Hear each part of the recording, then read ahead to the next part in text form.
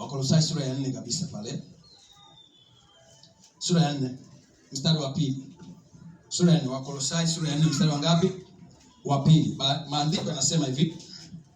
Anasema hivi, dumuni sana katika kuomba, mkikesha katika kuomba huku na shukrani. Mstari wa 3, mkituombea na sisi pia kwamba Mungu atufungulie mlango kwa lile neno lake, tuinene siri ya Kristo ambayo kwa ajili yake nimefungwa, ili niidhihirishe kama inipasavyo kunena. Muona mtumishi wa Bwana hapo, maombi ya Paulo mtume. Anawaambia Wakolosai kwenye sura ya 4, dumuni sana kwenye mambo mangapi? Kwenye jambo moja, lakini katika msisitizo wa namna mbili. Anasema dumuni sana katika kuomba, huku mkikesha katika... Mbona amnijibu au watu kwa katika kuomba? Kukesha na kudumu ni vitu viwili tofauti. Kukesha maana yake ni kutokuwa na, yani wakati wengine wamelala wewe unafanya nini? Unaomba. Kudumu katika kuomba maana yake ni maisha ya maombi ya kila siku. Kila siku unahakikisha unakuwa na muda wa kuomba kwa ajili ya familia yako, kuomba kwa ajili ya upande wa baba yako kule ndugu zako wengi hawajaokoka, upande wa mama yako ndugu zako wengi hawajaokoka, baba zako wajomba zako, kupanda huko juu kwenye nyumba yenu. Alafu kishoka hapo unakuja kwenye jamii yako wa Tanzania, wewe kwenye mtaa wako pale unamlilia Mungu. Mungu, hao watu baba fulani hajaokoka, mama fulani hajaokoka, bado anakula pombe, bado anazini, bado ni muongo, bado ni mwizi, bado ni fisadi. Mungu akiwa na maisha haya atapotea, ataenda kule mahali ambapo wewe hutaki watu wote waende. Bwana Yesu asifiwe sana.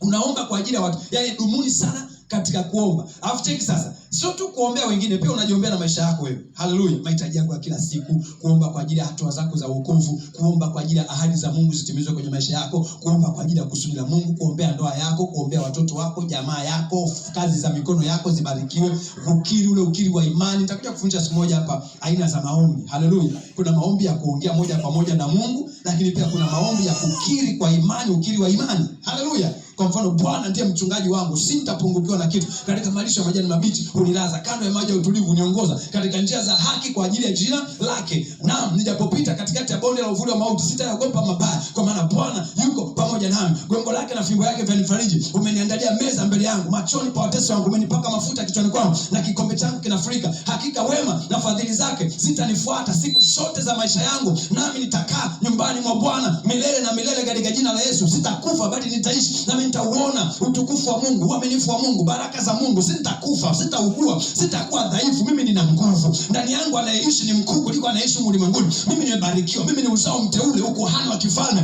taifa takatifu, watu wa miliki wa Mungu. Mimi ni mteule wa Bwana. Mimi ni mtakatifu. Mimi ni mwenye haki katika jina la Yesu. Unajitendea maneno kila wakati, ukiamka asubuhi, usiku, yani na kuhakikishia shetani atakuwa mbali na maisha yako. Umaskini utakuwa mbali na maisha yako, kwa sababu Biblia inasema tumbo la mtu litajazwa matunda ya nini?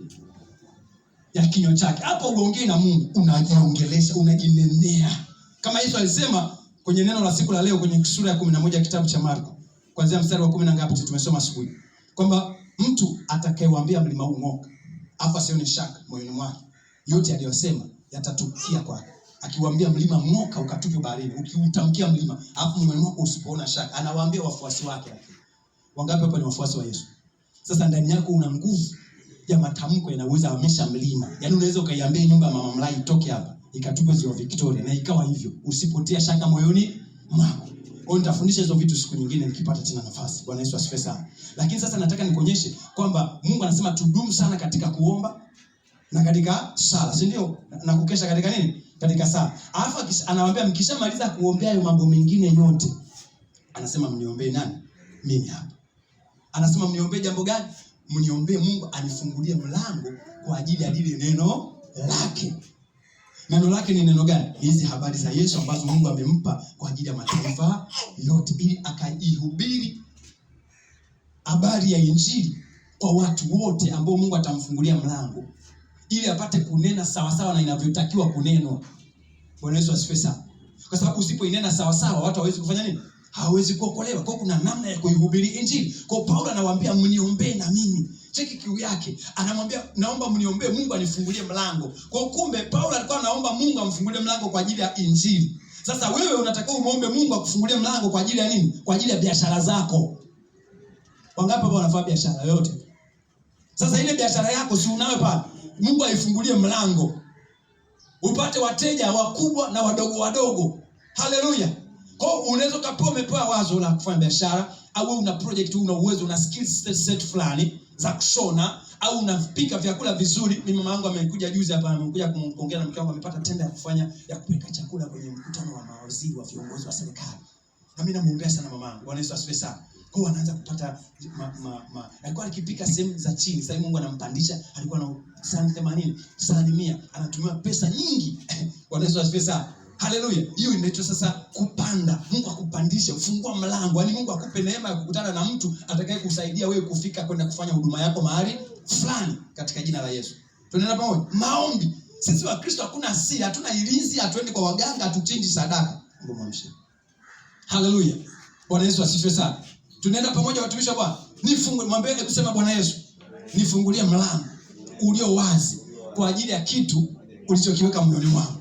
Kwa ajili ya huduma ulioiweka moyoni mwangu, kwa ajili ya biashara ulioweka moyoni mwangu, kwa ajili ya kitu chochote ninachopaswa kuihudumia jamii kwacho, kwa jina la Yesu. Haleluya. Mimi nakushangaa unalala usiku kucha mpendo. Unalalaje usiku kucha wakati kuna maombi hapa mengi ya kumulilia Mungu? Mungu akianza kuyasikia maombi yako, mtumishi wa Bwana, utakuwa tofauti. Amen. Bwana Yesu asifiwe sana. Lakini nataka uone sasa msisitizo wa Roho Mtakatifu. Paulo kipindi hicho ndio alikuwa kinara. Alikuwa anahubiri injili kwenye mataifa mengi sana kwa kipindi chake. Kwa alikuwa anawaomba Wakolosai wamuombe ili injili izidi kufanya nini? Kusonga mbele. Wao kile wanafikiri alikuwa anaomba tu maombi. Kwa sababu ataendaje? Alikuwa anataka pia Wakolosai wa support huduma. Mbona mnetimu? Alikuwa anaomba pia Wakolosai wafanye nini? Wa support mission zake za missionaries za kuzunguka duniani kote kama walivyokuwa wanafanya Wafilipi na baadhi ya makanisa mengine ambayo alikuwa anamsupport Paulo. Alikuwa anawashia maono yake, bwana nataka niende sijui wapi, nataka niende Asia, nataka niende Italia, nataka niende sijui Rumi, sijui Galatia. Galatia ni Ufaransa. Bwana Yesu asifiwe sana. Mataifa ya Uturuki, wapi kote Paulo alikuwa anapita kwa ajili ya kumtangaza nani? Kristo. Bwana Yesu asifiwe sana. Mimi naomba niishie hapa kwa leo. Naomba usimame kwa miguu yako.